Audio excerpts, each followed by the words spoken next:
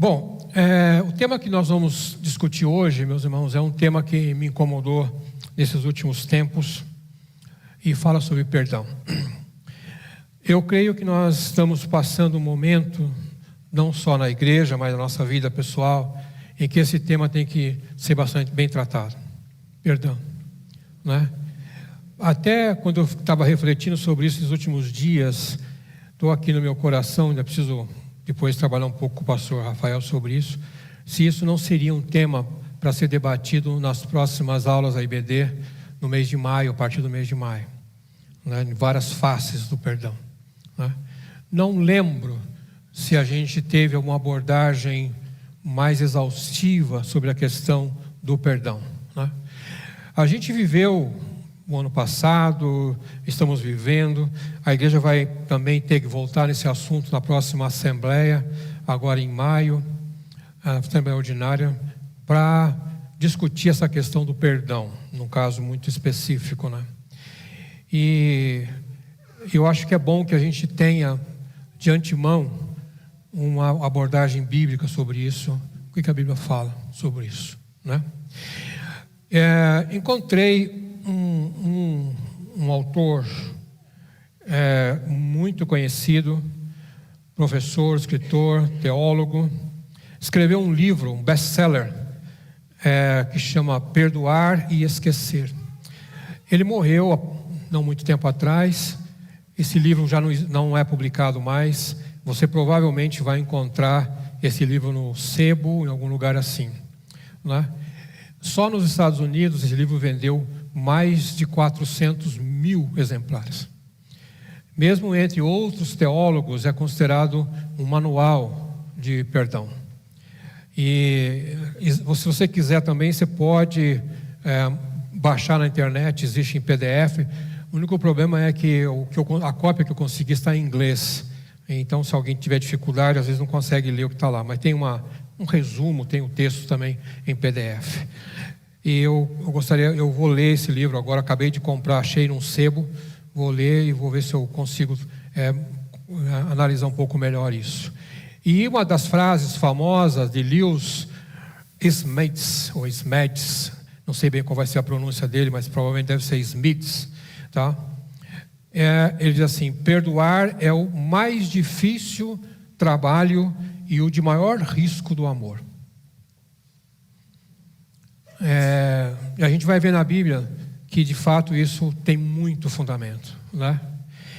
Que não é fácil você trabalhar o perdão. Envolve muita coisa, né? Envolve muita reflexão, envolve muito tempo talvez de oração, envolve aconselhamento, não é? E envolve risco também, porque nada garante que você perdoando o irmão, ele não vai voltar a pecar outra vez contra você. Então a gente sempre vai pensar que pode ser um risco, porque alguns falam assim: eu vou te perdoar, mas olha lá, hein? Não faça de novo, né? Então a gente estabelece uma condição, tá? E isso não está na Bíblia. Mas o texto que eu gostaria que a gente pensasse é um texto que tem muito a ver com o que a gente vai discutir provavelmente daqui para frente em outros momentos aqui na igreja. É o texto de Paulo, quando ele escreve a carta aos Coríntios, capítulo 2, verso 5 e verso 10, né? E o texto, os irmãos conseguem me acompanhar aqui, né? Ele diz assim: se um de vocês tem causado tristeza, não o tem causado apenas a mim, mas também em parte para que eu não ser demasiadamente severo com todos vocês. A punição que foi imposta pela maioria é suficiente. Agora, ao contrário, vocês devem perdoar-lhe e consolá-lo, para que ele não seja dominado por excessiva tristeza. Portanto, eu recomendo que reafirmem o amor que têm por ele. Eu lhes escrevi com o propósito de saber se vocês seriam aprovados, isto é, se seriam obedientes em tudo.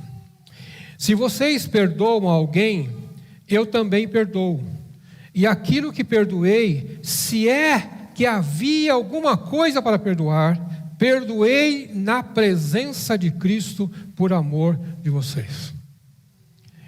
Esse texto, Paulo está escrevendo, é a segunda carta que a gente tem para a igreja de Corinto. Quando você lê a segunda carta, dá a impressão que Paulo se referia a uma carta anterior que nós não temos. É a chamada carta perdida aos Coríntios. Não é? Porque ele dá a indicação de que já tinha mandado um texto antes, e foi um texto muito duro para a igreja, de repreensão muito dura, e os irmãos ficaram assim, um pouco chateados com ele, né? Mas antes da gente entrar nesse detalhe, eu queria que eu grifei para vocês alguma coisa. Agora, ao contrário, vocês devem perdoá-lo e consolá-lo. Havia na igreja de Corinto alguém que havia errado, a gente não sabe, o texto da segunda carta não fala, mas como era uma igreja que tinha muitos problemas com o pecado, alguém supõe que essa pessoa poderia ser aquele que teve relações sexuais com a sua madrasta, e isso foi um escândalo na igreja. Pode ser, era alguma coisa desse nível. A igreja se revoltou, e todos eles condenaram aquela pessoa. E aí a pessoa ficou num grupo ali sendo martelado por aquilo que ele tinha feito. E quando nós estamos num grupo e alguém do grupo é atacado ou é pego em pecado, ou existe uma repreensão do grupo, é muito difícil às vezes a pessoa se recuperar, porque ele não encontra mais ambiente para ele, né? E muitas das pessoas que foram disciplinadas acabam indo embora, né? Então Paulo está aconselhando que, ok, vocês já puniram, chega, basta, mas vocês têm que acolher essa pessoa, não vai deixar que ele se perca. E aqui você vai ver que ele vai misturando entre perdão e amor, parece que as duas coisas são importantes. O perdão não é conseguido se não tiver uma nítida demonstração de amor. Ele vai colocando assim, né? E aí, quando ele vai falando para os irmãos de Corinto, né, ali, só para a gente ilustrar um pouco o contexto, né? Então nós estamos lendo o primeiro e segundo capítulo, dando a entender que havia algum texto que a gente não conhece. Se você ler toda a carta, dá até a impressão que alguns capítulos foram meio que invertidos. No final da carta, dá a impressão que poderia estar sido colocado no começo da carta, porque o assunto vai seguindo ali. Então, no cenário que nós temos ali, nós temos uma carta que a gente não sabe onde é que foi parar. Tem uma exortação do apóstolo muito dura para aquela igreja. E ele foi tão dura que houve ali uma reação com relação ao apóstolo. E Paulo estava com receio de voltar a Corinto. Porque se ele voltasse a Corinto, poderia ser que ele fosse mais duro ainda. Ele poderia ainda exortar aqueles irmãos com uma mão muito pesada. Então ele acaba até desistindo da viagem que ele faria para Corinto, para não causar mais mal-estar entre aquela igreja. Então tem uma atitude aqui, que eu diria assim, de prudência, não é? Já tem tanta tristeza, eu já puxei a orelha de vocês bastante, né? Então eu vou segurar um pouco, vou atrasar a minha viagem, aí quando as coisas se acalmarem eu vou ver vocês.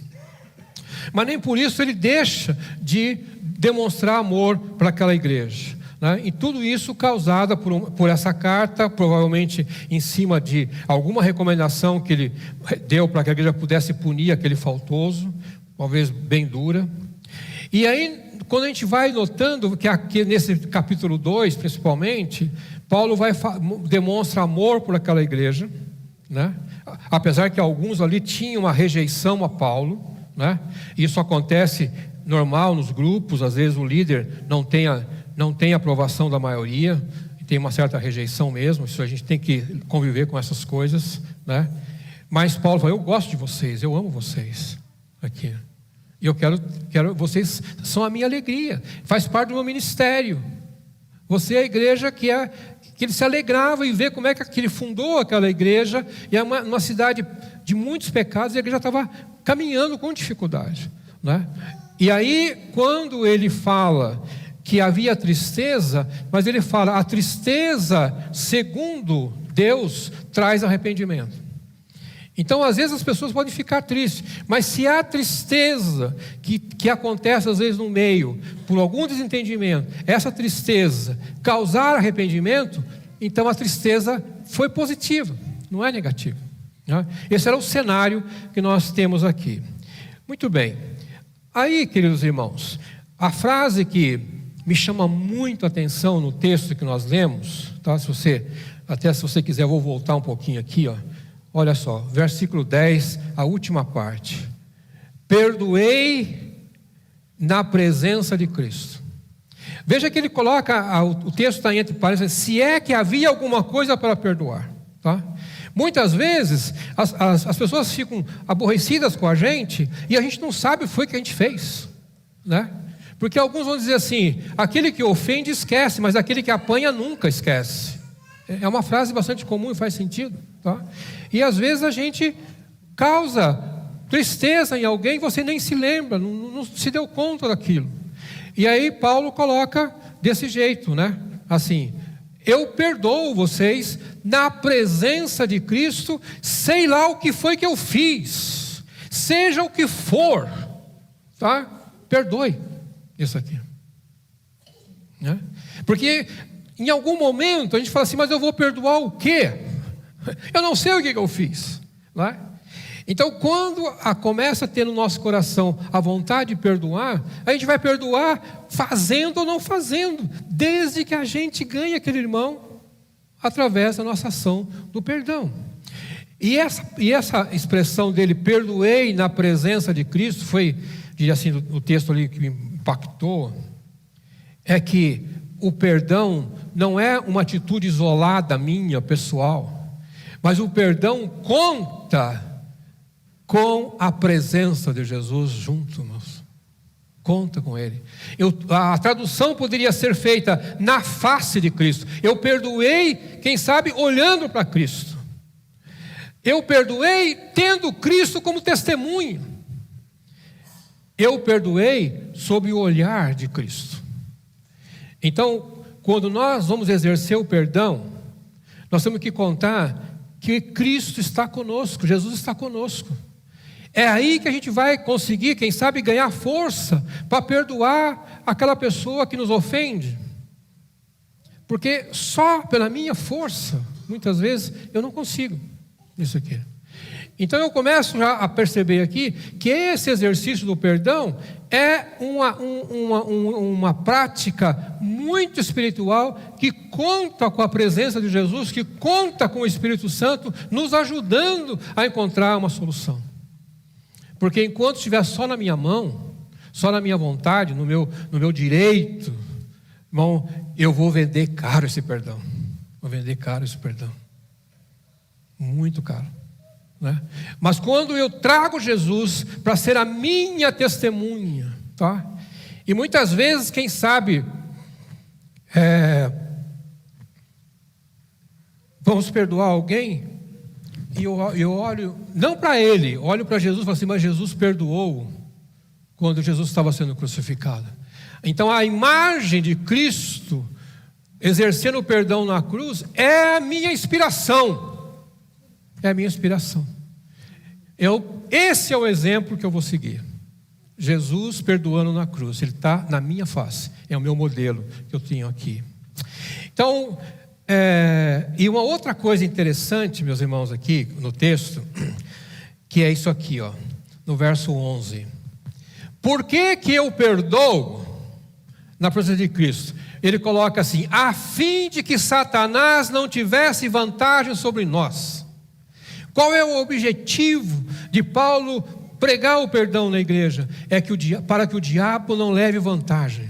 Porque no momento em que o perdão é negado, no momento em que nós não temos a prática do perdão, nós abrimos uma brecha para que o diabo vença, para colocar inimizade no nosso meio, para colocar dificuldade de relacionamento. Então só tem um a ganhar com a falta de perdão: o próprio diabo. Aqui.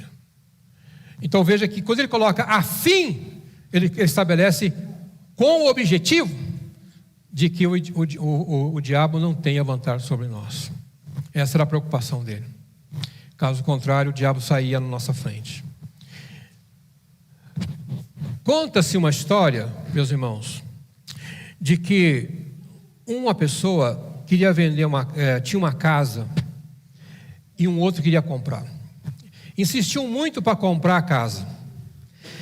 A casa, eu coloquei um valor simbólico aí de $50 mil, que isso aqui é uma história que supostamente aconteceu no Havaí, $50 mil. Aí, eu quero comprar essa casa, mas eu não quero vender. Não, mas vende para mim. Não quero vender a casa. Aí insiste, a pessoa fala assim, tá bom, vai, eu vou vender a casa pela metade do preço. Mas tem uma condição. Você vai colocar na porta um gancho. A casa, você vai ficar com a casa pela metade do preço. A única condição que eu coloco, você coloca um gancho na porta. Passou um tempo, aquele proprietário que tinha vendido a casa, falou, eu quero a minha casa de volta, eu quero que você me venda a casa, retorne a casa para mim, eu te pago. O cara falou, não, comprei a casa. Não vou vender para você. Aí o antigo proprietário foi, meus irmãos, achou um cachorro morto, que estava apodrecendo, foi e pendurou no gancho na porta da casa. Ficou um mau cheiro desgraçado. Ficou tão ruim que a pessoa vendeu a casa. O que se tira aqui, meus irmãos, é que aquele acordo foi um acordo para permitir que a pessoa recuperasse a casa. E se você, quando perdoa, deixa um gancho, o diabo vai agarrar aquele gancho. O nosso perdão não pode ter nenhuma ponta solta, não pode ter nenhum gancho, não pode ter nenhuma coisa enroscada, porque senão o diabo vai pegar e vai colocar alguma coisa lá para estragar a sua vida. Às vezes, quando nós perdoamos, a gente deixa ganchos. Ok, perdoei uma vez, 2 vezes. Essa pessoa, mas se ele voltar de novo, eu não vou perdoar. Então, quando você coloca essa condição, você colocou um gancho naquela porta. E o diabo vai vir e vai colocar um animal podre na sua porta. E vai deixar o seu ambiente insustentável. Nós não podemos deixar nada que o diabo se aproveite para poder voltar de novo àquela mágoa. Voltar de novo àquele nosso estado. Quando nós também encontramos o texto de Jesus em Lucas, que ele fala assim, que alguém pergunta, quantas vezes devo perdoar o meu ofensor? 7. E qual é a resposta? 70 vezes 7. Imagina que você lá tem uma pessoa que te deve alguma coisa e você coloca um bilhete, uma nota, ok, tal dia pediu emprestado tanto, no outro dia pediu emprestado tanto, no outro dia pediu emprestado tanto, e ele não consegue pagar, não consegue pagar. Mas se você exercer o perdão, você vai colocar um X naquele bilhete de devedor.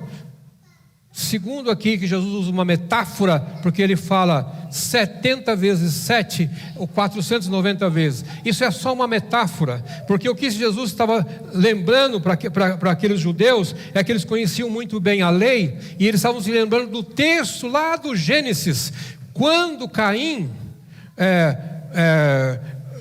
estava tratando da família de Caim, e alguém falou assim, que se Caim podia ser vingado 7 vezes.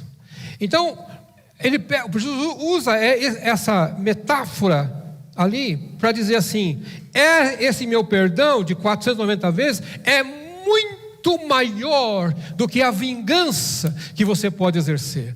Porque o que estava acontecendo lá em Gênesis era que o Caim poderia ser vingado 7 vezes. Esse é o número que Jesus colocou lá. Mas o perdão nosso tem que exceder todas as possibilidades de vingança. Por isso esse número exagerado. São 490 vezes? É infinito. Fica pensando que você vai perdoar a pessoa infinitamente. Você consegue? Isso. Às vezes, na segunda vez, nós já estamos com má vontade. Você imagina 490, 70, qualquer número que a gente colocar aqui. Mas o que Jesus está colocando, meus irmãos, é que é um trabalho árduo mesmo. De ter que colocar um X dizendo assim, essa conta foi paga, essa conta foi paga, essa conta foi paga. Sei lá quantas vezes. Então, exercer o perdão vai exigir da gente essa disposição. Então, aqui no texto do Gênesis 4, 24, se o irmão quiser ler a história de Caim, né? Então tem lá um dos seus filhos, fala Lameque, fala que Caim seria vingado 7 vezes, ou 77, usa um número assim. E Jesus pega e multiplica isso por mais, só para mostrar que o perdão tem que exceder a intenção da revanche. Por isso que ele é árduo. Não vai parar em 1 ou 2 vezes. Aqui eu coloquei 2 personagens que eu tenho grande admiração. Um é Dr. Martin Luther King. Alguns dizem que é um dos homens que teve um dom extraordinário de oratória. Eu, quando ouço o discurso dele que ele fez em Washington, e ele fala que ele tinha um sonho, ele fala, I have a dream. Que espetáculo que é aquilo. Que espetáculo, que oratória esse homem tinha. E Martin Luther King, ele lutou pelos direitos civis dos negros nos Estados Unidos, não usando armas, mas usando a pacificação. Era um homem que buscava a paz. Então, quando você vê os filmes, você vê a história, você vê que ele preferia apanhar do que revidar. Vários filmes trataram dessa história. E uma das suas frases, ele fala assim: perdão não é um ato ocasional, mas uma atitude constante. Então, nós vamos estar pensando que para exercer o perdão, não é só uma vez, mas é todo dia, é todo dia, é todo dia. E quando eu faço a minha oração, eu falo, Senhor, perdoa o fulano, perdoa a ciclana, perdoa isso. Eu vou ter isso constantemente na minha vida. Esse é o pensamento do Martin Luther King. E a outra pessoa que eu tenho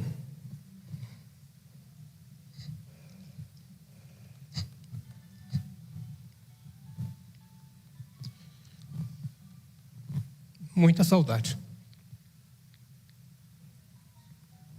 meu querido pastor Pedro Mendes.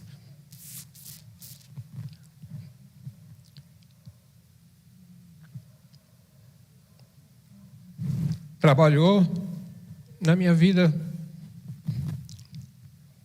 por muito tempo, sendo meu mentor, muitos anos, me batizou, escreveu um livro chamado Sobre Perdão também. E ele dizia assim: mas ouso dizer que para alcançarmos o poder de perdoar e esquecer, é necessário primeiro amar de novo o ofensor ou a ofensora. E possuído de paixão pela sua alma, perdoar mesmo à distância. O pastor Pedro Mendes teve uma vez conosco aqui há muito tempo atrás, já estava com 99 anos de idade, muita dificuldade. Ele era um mestre em falar sobre pacificação e perdão. E ele fala isso: é necessário amar de novo o ofensor. Que dificuldade é a pessoa que te ofende, meus irmãos, e você fala assim: eu vou perdoar, mas eu acho que eu não vou esquecer, eu acho que eu não vou ter um outro relacionamento. Mas se for possível amar de novo, aí sim o perdão vai ser exercido na sua totalidade. E aí eu queria também comentar com os irmãos sobre um outro aspecto, que é que o perdão liberta. Muitas vezes nós ficamos presos com a dificuldade de perdoar, nós ficamos presos com a dificuldade de estabelecer um novo relacionamento com o irmão, com a irmã, até com os parentes, né? E a gente cultiva uma amargura dentro da gente, uma amargura, uma tristeza muito grande. Há muitas pessoas que, com a dificuldade enorme de perdoar, desenvolvem problemas físicos, de doença.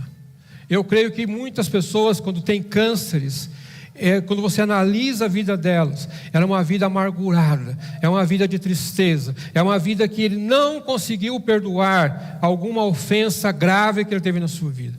Por isso ele desenvolve algum tipo de doença, o tipo de câncer que você não sabe dizer de onde é que vem aquilo. E aí quando Paulo fala assim, em Efésios capítulo 4, 31, ele fala: livre-se de toda amargura, indignação e ira, gritaria e calúnia, bem como de toda maldade. Sejam bondosos e compassivos uns para com os outros, perdoando-se mutuamente, assim como Deus perdoa vocês. Do que eu estou me livrando? Qual é a liberdade que eu busco? Eu busco me livrar da indignação, da ira, aquilo que vai me corroendo quando a gente é ofendido. Isso não me faz bem. Eu tenho que me livrar disso. E a única maneira de me livrar disso é perdoando. Aí eu sou absolutamente livre, meus irmãos. Então, quando a gente faz uma reflexão e a gente nota que há alguma coisa em nós que traz mágoa para o nosso coração, que faz a gente sofrer, e a gente não consegue se livrar daquilo, a nossa oração tem: Senhor, me dá força para que eu possa perdoar essa pessoa, e aí eu vou me sentir livre dessas coisas. Esses sentimentos vão embora. Não? A nossa igreja, nosso grupo aqui, quem sabe a gente precisa de vez em quando fazer uma reflexão sobre isso e lançar fora toda a indignação e ira. Não tem gritaria aqui, raramente um grita com o outro aqui, né? Eu ficaria mais com essas duas primeiras mesmo, indignação e às vezes ira. Eu mesmo me pego às vezes em algum momento que eu fico irado com alguma coisa, me faz mal danado aquilo, perco a minha concentração. Como é que eu me livro disso? Perdoando. O perdão liberta.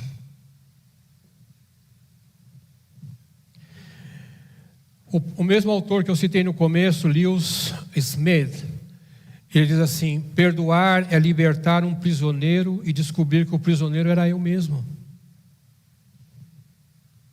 Interessante.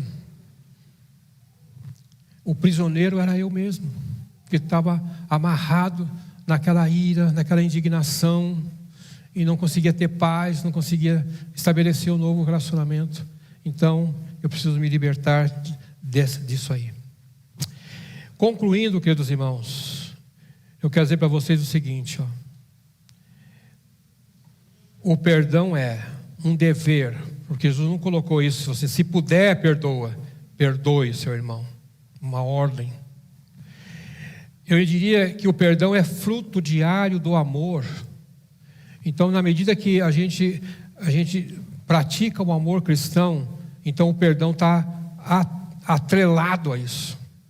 Atrelado a isso. E eu diria assim, ainda, uma ação do Espírito Santo em nossas vidas. Não dá para você pensar que você vai perdoar sozinho.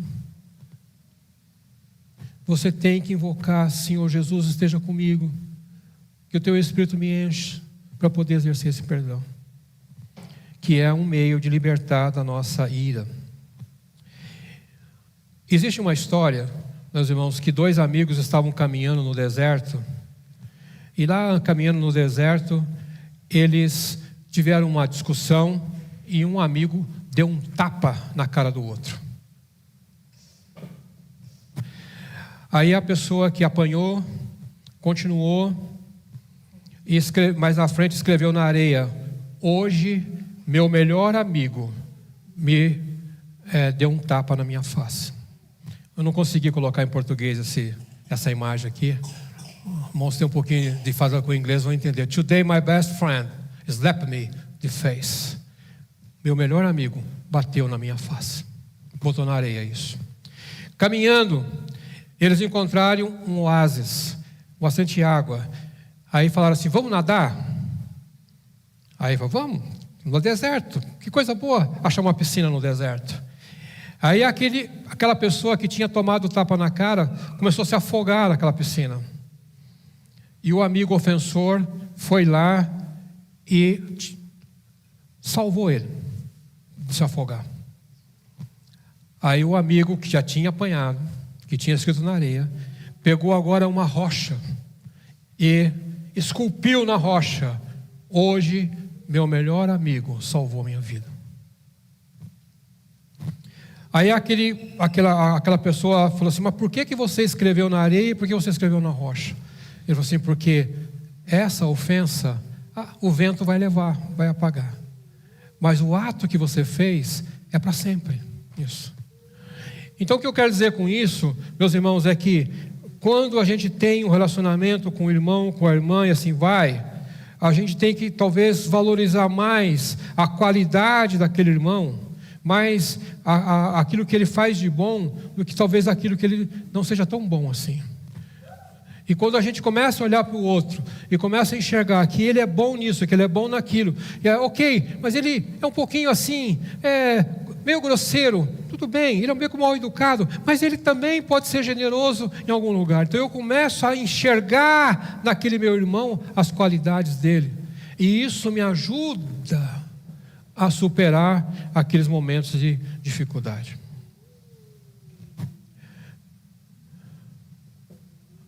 Uma das coisas assim que a gente tem muita dificuldade é na família, na própria família. Perdoar pai, perdoar mãe, perdoar irmão. E às vezes a gente até se isola da família, porque a família é um núcleo de problemas, é um núcleo de conflito. Aí, se você olhar no livro de Gênesis, lá no capítulo 42, 43, 44, você vai ver que o autor, ele gasta cerca de 5 capítulos, se eu não contei errado, meus irmãos. Acho que vai do 42 ao 47, para contar a história de José. Só a parte que José foi injustiçado. José era um menino, foi levado pelos seus irmãos, foi jogado num poço. Falaram para o pai dele que ele tinha morrido. Depois o menino é resgatado, é vendido por um grupo de, talvez aí que podia chamar hoje de traficantes de gente.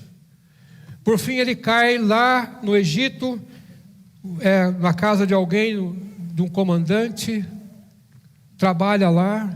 Aí a mulher dele acusa de sedição sexual, ele vai preso. Olha quanta injustiça. E vai, até que lá pelo capítulo 47, ele recebe os seus irmãos famintos. E o momento mais bonito dessa história é que eles se abraçam e choram.